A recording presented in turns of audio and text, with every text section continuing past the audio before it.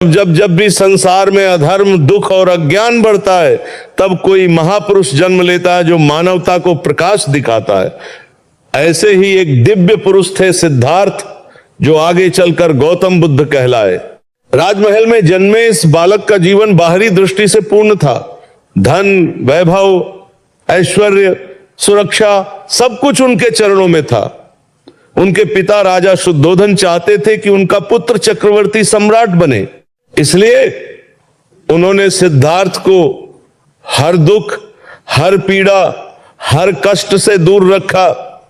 महल के अंदर केवल उत्सव, नृत्य, संगीत और सुख के दृश्य थे। परंतु जैसा संत जन कहते हैं, सत्य को दीवारों में कैद नहीं किया जा सकता। सिद्धार्थ के हृदय में बचपन से ही एक प्रश्न जागता रहता था, क्या जीवन केवल भोग और वैभव के लिए है? वे अक्सर एकांत में बैठ जाते, गहरे चिंतन में डूब जाते। उनके भीतर करुणा का सागर था। एक दिन उन्होंने रथ पर बैठकर नगर भ्रमण की इच्छा प्रकट की। यह वही क्षण था जिसने इतिहास बदल दिया। नगर में उन्होंने 4 दृश्य देखे। एक वृद्ध व्यक्ति, एक रोगी, एक मृत शरीर और एक सन्यासी। पहली बार उन्होंने जाना कि वृद्धावस्था आती है, बीमारी आती है और मृत्यु निश्चित है। उनका मन भीतर से हिल गया। उन्होंने सोचा, यदि ये सब सत्य है तो मैं किस सुख पर गर्व कर रहा हूं। संतों की वाणी कहती है, यही वैराग्य का बीज था। महल लौटने के बाद उनका मन अब पहले जैसा नहीं रहा।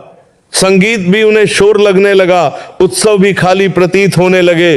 उनकी दृष्टि अब जीवन के मूल प्रश्न पर टिक चुकी थी, दुख क्यों है और इसका अंत कैसे हो सकता है। रात आई, सब सो गए, लेकिन सिद्धार्थ जाग रहे थे। उन्होंने अपने सोते हुए पुत्र राहुल और पत्नी यशोधरा को देखा। करुणा और प्रेम से उनका हृदय भराया। परंतु उन्होंने समझ लिया था कि यदि वे सत्य की खोज नहीं करेंगे तो यह जीवन व्यर्थ जाएगा। उस रात वे चुपचाप महल छोड़कर निकल पड़े। यह त्याग केवल राजपाट का नहीं था, यह अहंकार, मोह और अज्ञान का त्याग था। उन्होंने कठोर तपस्या की, जंगलों में रहे, उपवास किए, शरीर को कष्ट दिया। परंतु वर्षों बाद उन्हें अनुभव हुआ कि अति भोग और अति तप दोनों ही मार्ग उचित नहीं है। तभी उन्होंने मध्यम मार्ग का चयन किया। बोधगया में पीपल के वृक्ष के नीचे वे ध्यान में बैठे। संकल्प लिया, जब तक सत्य की प्राप्ति नहीं होगी उठूंगा नहीं। रात गहराती गई, मन में अनेक विकार आए। मोह, भय, भ्रम, सबने उन्हें विचलित करने की कोशिश की, पर उनका संकल्प अटल था। और फिर वह पवित्र क्षण आया, ज्ञान की ज्योति प्रकट हुई, अज्ञान का अंधकार मिट गया। सिद्धार्थ अब बुद्ध हो चुके थे, जागृत। उन्होंने जाना कि दुख है, दुख का कारण है, दुख का अंत है और उस अंत का मार्ग है। यही 4 आर्य सत्य बने। उनकी करुणा असीम थी। वे चाहते तो उस आनंद में लीन रह सकते थे, पर उन्होंने मानवता को जगाने का निर्णय लिया। यहीं से प्रारंभ होती है बुद्ध की करुणा यात्रा। जब सिद्धार्थ ज्ञान प्राप्त कर बुद्ध बन गए, तब उनके सामने एक गहरा प्रश्न था, क्या इस सत्य को दुनिया को बताया जाए? क्योंकि जो अनुभूति उन्हें मिली थी वह शब्दों से परे थी। लेकिन उनकी करुणा ने उन्हें शांत बैठने नहीं दिया। उन्होंने निश्चय किया कि जो मार्ग उन्हें अज्ञान से ज्ञान तक ले गया, वह मार्ग संसार के लिए भी प्रकाशित होना चाहिए। वह सारनाथ पहुंचे, जहां उनके 5 पुराने साथी तपस्वी रहते थे। वहीं उन्होंने अपना पहला उपदेश दिया, जिसे धर्मचक्र प्रवर्तन कहा जाता है। यही वह क्षण था जब सत्य का चक्र पहली बार संसार में घूमना शुरू हुआ। उन्होंने कहा, जीवन में दुख है। यह सुनकर लोग चौंके, लेकिन बुद्ध ने समझाया, दुख का कारण तृष्णा है, आसक्ति है, इच्छा है। और यदि तृष्णा का अंत हो जाए तो दुख का अंत भी संभव है। इस अंत तक पहुंचने का मार्ग है अष्टांगिक मार्ग। सम्यक दृष्टि, सम्यक संकल्प, सम्यक वाणी, सम्यक कर्म, सम्यक आजीविका, सम्यक प्रयास, सम्यक स्मृति और सम्यक समाधि। उनकी वाणी में न कठोरता थी, न आडंबर, सरल, मधुर और सीधी बात। जैसे कोई पिता अपने बच्चों को समझाता है, वे कहते थे स्वयं दीपक बनो, अर्थात किसी बाहरी सहारे की प्रतीक्षा मत करो, अपने भीतर के प्रकाश को जगाओ।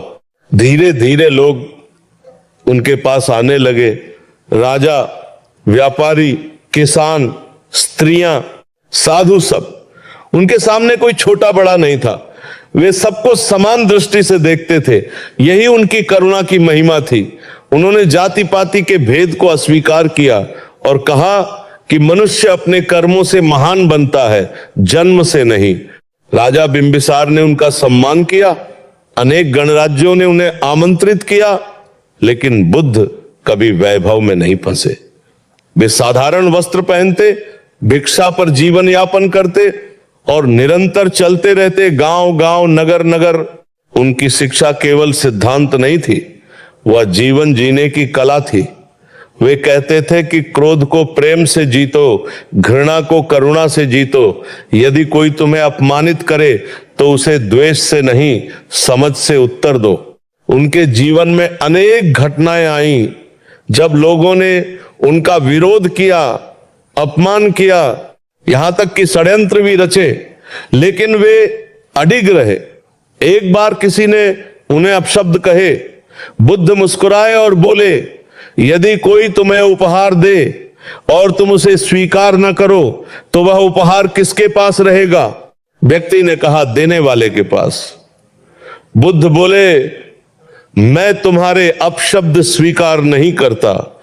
यह उनकी आंतरिक शांति का प्रमाण था। समय बीतता गया, उनका संग बढ़ता गया। उनके शिष्य आनंद, सारिपुत्र, महाकश्यप जैसे महान साधक बने। उन्होंने स्त्रियों को भी संग में स्थान दिया, जो उस समय क्रांतिकारी कदम था। बुद्ध ने सिखाया कि संसार अनित्य है, सब कुछ बदल रहा है। जो आज है वह कल नहीं रहेगा।